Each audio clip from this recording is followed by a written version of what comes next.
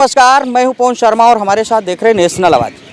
आप पीछे तमाम संख्या में जो महिलाएं और पुरुष खड़े हुए हैं, ये वो लोग हैं जो स्वच्छता से संबंधित काम करते हैं, देश की जनता को मोटिवेट करते हैं, ग्रामीण अंचलों में पोस्टेड हैं। उत्तर प्रदेश की सरकार ने 2017 में, क्यों भाई साहब, 2017 में आप लोगों की नियुक्ति की थी, एक नियमावली बनाई थी कि उसमें इनको नियुक्त किया जाता है।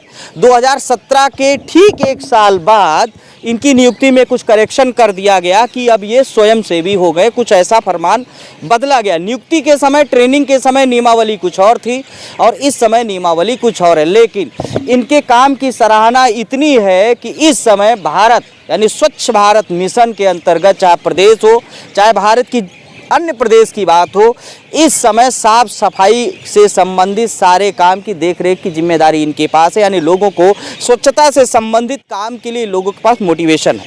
और इसी आधार पर उत्तर प्रदेश की सरकार ने सबसे बड़ी घोषणा ये की थी कि हमने भारत को स्वस्थ युक्त बनाया है, यानी कि निरोगी बनाया है, रोग मुक्त करने का काम किया। रोग मुक्त कैसे काम किया इन लोगों ने? क्योंकि जब साफ सफाई होगी तो कीड़े मकोड़े नहीं होंगे, बैक्टीरिया नहीं होंगे, माहौल अच्छा होगा, एटमॉस्फेयर बेटर होगा, तो जाहिर सी बात है लोग स्वस्थ रहेंगे। लेकिन ये लोग धरने पर हैं। पिछले माह की 18 जनवरी से ये लोग धरने पर हैं। 8 जनवरी से ये लोग धरने में हैं, क्योंकि उत्तर प्रदेश के मुख्यमंत्री योगी आदित्यनाथ ने ये कहा था, स्वच्छता दिवस वाले दिन कहा था कि इनको न्यूनतम वेतन दिया जाएगा। क्यों भाई साहब? न्यूनतम वेतन दिया जाएगा, लेकिन अभी तक वादा पूरा नहीं हुआ। पूछ लेते हैं, आज इस समय प्रेजेंट टाइम में इको गार्डन में धरने में बैठे हुए और सरकार से क्या कहना चाहते हैं? नमस्कार सर। नमस्कार। और मेरा नाम रमाशंकर तिवारी, मैं प्रदेश अध्यक्ष ग्रामीण स्वच्छताग्राही कर्मचारी संघ उत्तर प्रदेश का। और जैसा कि आप पूछना चाह रहे हैं कि क्या हुआ, तो हमें लगता है कि जैसे विगत दिन हमारे गए वैसे ही ये दिन भी गया है, मात्र आश्वासन है, लिखित में कुछ भी नहीं है। सरकार ने तो कुछ बजट भी दिया है आप लोगों को, स्वच्छता यानी कि स्वच्छ भारत मिशन को कुछ स्टेट गवर्नमेंट ने भी बजट जारी किया, जो अभी चालू होगा, अगले माह से चालू हो जाएगा। पिछली बार भी बजट हुआ होगा, तो उस बजट में आप लोग अपने बारे में क्या देखते हैं? कुछ उम्मीद की किरण तो है, सभी लोग कहते हैं, आप कैसे महसूस करते हैं? सर, बजट देख करके खुशी तो हमको भी है और हमारे साथ साथ उत्तर प्रदेश के 58,000 स्वच्छताग्राहियों को भी है, परंतु उस खुशी और उस बजट में से हमारे हिस्से में क्या आएगा, ये जब तक नहीं क्लियर हो जाता तब तक हम दुख में रहें कि सुख में, ये हम खुद नहीं समझ पा रहे। क्योंकि उस बजट का निर्धारण नहीं किया जा रहा है कि उसमें स्वच्छताग्राहियों के लिए कितना क्या निर्धारित किया जाएगा, कि आप लोगों को क्या मिलेगा उसमें। तो आप क्या चाहते हैं सरकार से कि क्या मिल जाए उसमें? यानी आपकी जो भी अपेक्षाएं होंगी तो कुछ ना कुछ तो होंगी, अभी ये दे दिया जाए। सर, मेरी तो अपेक्षाएं सिर्फ इतनी हैं कि शासन ने 2023 में जो फरवरी माह में, आज से 1 वर्ष पूर्व, पीआरडी फाइनेंस पोर्टल पर जो स्वच्छताग्राहियों को प्रत्येक जनपदों में फीड कराने हेतु उनकी डाटा को संकलित करने हेतु आदेश करवाया था, वो अगर डाटाएं उनकी पूरी संकलित हो गई हों, एकत्रित कर ली गई हों विभाग के द्वारा, तो उस पर लोगों को प्रशिक्षण करवाएं।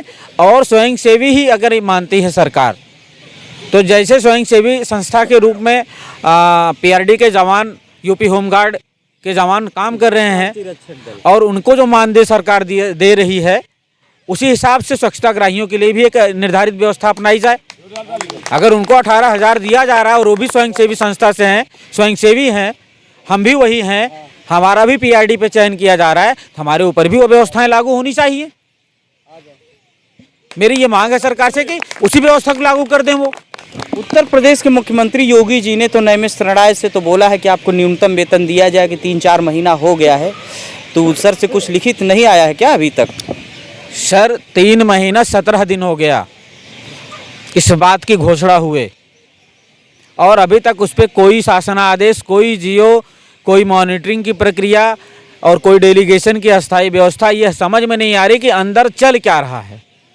बात अगर आज भी की जाए स्पष्टीकरण की कि हमारे लिए आपने क्या व्यवस्था निर्धारित की, क्या आपकी जो जांच प्रक्रिया थी, जो आपकी कमेटी आपने गठित की थी, वह कमेटी अभी तक कोई स्पष्ट रिपोर्ट प्रेजेंट ही नहीं कर रही है, तो हम कैसे मान लें कि हमारे लिए क्या अस्थायी व्यवस्था बना रही है सरकार? इसलिए हम अभी भी धरने में रुके हुए हैं सर। अब सरकार से जो आपका मांग पत्र है उसमें प्रमुख मांग क्या है कि ये दे देंगे भी सरकार से, मतलब कुछ एक सोचा होगा कि ये वेतन दे दिया जाए तो शायद कथनी करनी में अंतर नहीं हो पाएगा। सर, जहाँ तक मुख्यमंत्री जी ने कहा था कि स्वच्छताग्राहियों को समाज में सम्मानजनक जीवन जीने के लिए न्यूनतम वेतन दिया ही जाना चाहिए और मिलना भी चाहिए, हमने कमेटी गठित कर दी है। तो न्यूनतम वेतन की जो कैटेगरी है, जो उसके क्राइटेरिया में आता है 15,000 से 18,000 समथिंग, वो लागू कर दें, हम लोग चले जाएंगे। न्यूनतम वेतन में तो यही आता है। और माननीय हिंदू हृदय सम्राट प्रदेश के यशस्वी मुख्यमंत्री माननीय श्री योगी आदित्यनाथ महाराज ने भी यह बात कही भी है। तो हम और एक्स्ट्रा अपने पास से कुछ मांग कहाँ रहे उनसे? उन्हीं की घोषणा पर हमारी तैनाती हुई 2017 में, और उन्हीं की घोषणा थी कि तैनाती के साथ साथ इनके काम के लिए इनका मनोबल बना रहे, इनका मानदेय भी निर्धारित कर दिया जाए। परंतु तैनाती की गई और मानदेय का निर्धारण उस समय भी नहीं किया गया और 7 वर्ष गुजर गया और हम काम करते रहे कि आज नहीं तो कल, आज नहीं तो कल हमारे मानदेय का निर्धारण कर दिया जाएगा। उसके बाद हम लोगों ने प्रत्येक जनपदों में, गोरखनाथ परिसर में जहां मुख्यमंत्री जी जनता दर्शन लगाते हैं, और भिन्न भिन्न जनपदों में जहां इनकी सभाएं आयोजित की गई, जनता दरबारों में स्वच्छताग्राही जगह जगह जा कर के अपने प्रार्थना पत्र के माध्यम से अपने दर्द को, अपनी पीड़ा को इनको अवगत कराते रहे हैं। अभी तक आपकी मुलाकात किन किन सक्षम अधिकारियों तक हो चुकी है इस संदर्भ में? देखिए, अभी तक मेरी मुलाकात जो है वो माननीय श्री अपर मुख्य सचिव साहब से हुई, जिनको उत्तर प्रदेश शासन भी कहा जाता है दूसरे रूपों में, और उनके द्वारा भी कुछ भी स्पष्टीकरण और संतोषजनक आश्वासन नहीं दिया गया।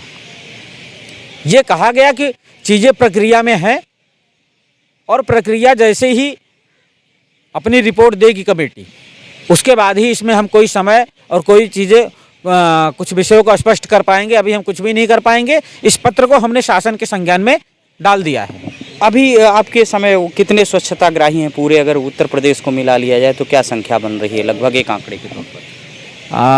इस समय अगर पूरे उत्तर प्रदेश के सक्रिय स्वच्छताग्राहियों को अगर देखा जाए तो मान के चलिएगा कि 40,000 प्लस लोग रहेंगे। 40,000 प्लस जी। नियुक्ति कितने लोगों की हुई थी जो वर्तमान जब योजना चली? सर, ये तो जो है विभाग क्लियर करे कि कितने लोगों की नियुक्ति उसने स्पष्ट की है। ये आपके पास एक थोड़ा सा डाटा आपके संगठन के हिसाब से? मेरे संगठन के हिसाब से पूरे उत्तर प्रदेश में 70,000 लोगों का प्रशिक्षण करवाया गया था।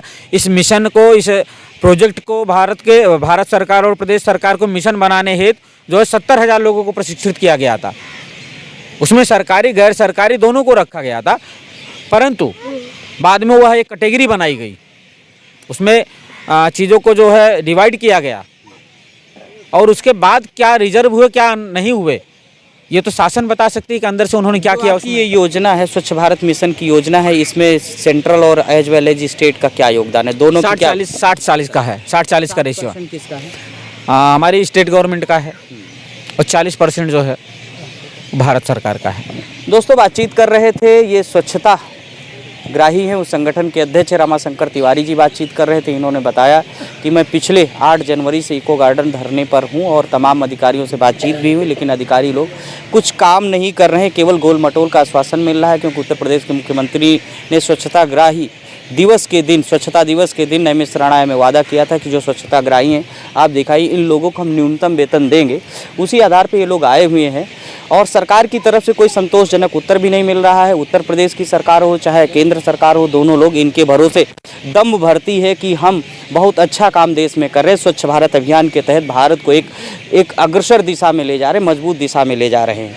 तो अब ये देखना है कि सरकार ने जो वादा किया था उसको पूरा करेगी या नहीं करेगी। और मैं अपनी तरफ से उत्तर प्रदेश सरकार, साथ साथ केंद्र की मोदी सरकार से कहना चाहता हूँ कि जिनके भरोसे आप इतना बड़ा काम कर रहे हैं तो इनको काम के बदले दाम मिलना जरूरी है। इसी साथ दोस्तों नमस्कार, मैं हूं पवन शर्मा और हमारे साथ देखते रहिए नेशनल आवाज।